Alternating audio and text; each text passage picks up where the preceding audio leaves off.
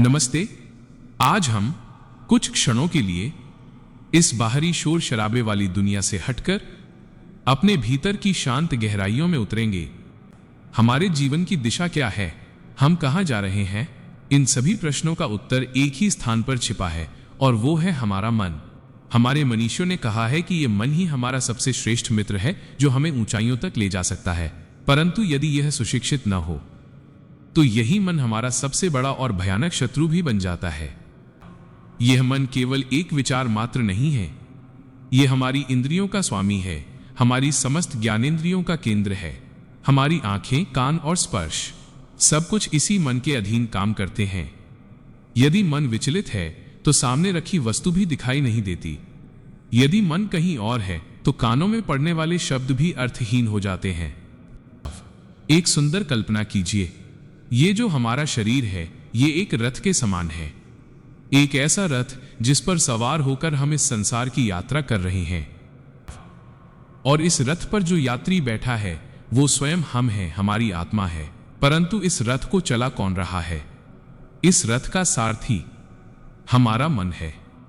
इस रथ को खींचने के लिए 5 शक्तिशाली घोड़े लगे हुए हैं। ये घोड़े हमारी इंद्रियां हैं, हमारी दृष्टि, हमारी वाणी, हमारा श्रवण, ये सब वे अश्व हैं जिनमें अपार शक्ति है। अब तनिक विचार कीजिए, यदि रथ का सारथी यानी हमारा मन सुशिक्षित ना हो, विवेकवान ना हो, तो क्या होगा? यदि सारथी के हाथ में संयम की लगाम नहीं है तो ये घोड़े अपनी मनमानी करेंगे। वे किसी भी ऐसे रास्ते पर चल पड़ेंगे जिसका न कोई अंत है और न कोई मंजिल। वे आपको किसी भी वासना या क्रोध के गहरे गड्ढे में गिरा सकते हैं।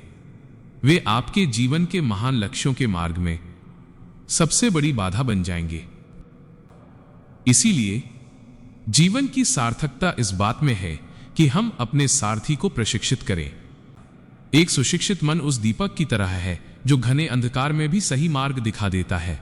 जैसे एक किसान अपने खेत को सींचने के लिए जल की धारा को नियंत्रित करता है, यदि वह नियंत्रण न करे तो वही जल फसल को नष्ट कर सकता है। हमारा मन भी एक ऊर्जा है। इसे ज्ञान के अनुशासन से और विवेक के अभ्यास से वश में करना आवश्यक है। मन को वश में करने का अर्थ ये नहीं कि हम अपनी इच्छाओं का गला घोंट दें, बल्कि इसका अर्थ ये है कि हम अपने जीवन की लगाम को सही हाथों में सौंप दें। सोचिए, जब सारथी शांत और समझदार होता है तो रथ के घोड़े भी एक ताल में चलते हैं। तब यात्रा कष्टकारी नहीं बल्कि आनंदमयी बन जाती है। याद रखिए, यदि आप अपने मन को नियंत्रित नहीं करते तो देर सबेर आपका मन आपको नियंत्रित करने लगेगा, और एक अनियंत्रित मन के साथ कभी भी शांति की प्राप्ति नहीं हो सकती।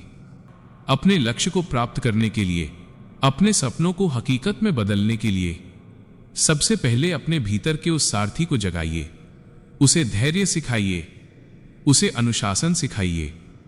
जब आप अपने मन के स्वामी बन जाते हैं तब पूरा संसार आपका मित्र बन जाता है। तब आपकी मंजिल स्वयं आपके पास चलकर आती है। स्वयं को पहचानें, अपने मन को मित्र बनाएं और इस जीवन रूपी रथ को सत्य और प्रकाश की ओर ले चलें। ओम शांति शांति शांति। मेरे प्रिय साथियों, आज का ये चिंतन केवल सुनने के लिए नहीं बल्कि अपने जीवन में उतारने के लिए है। यदि आपको लगा हो कि ये संदेश किसी के भटकते हुए रथ को सही दिशा दे सकता है तो इस वीडियो को उनके साथ अवश्य साझा करें। कमेंट में लिखकर हमें बताएं कि क्या आपने कभी अपने मन के द्वंद्व को महसूस किया है। हमारे इस सफर में साथ बने रहने के लिए चैनल को सब्सक्राइब करें और इस वीडियो को लाइक करके अपना प्रेम व्यक्त करें। अपने भीतर की शांति को बनाए रखें। मिलते हैं अगले अंक में। धन्यवाद।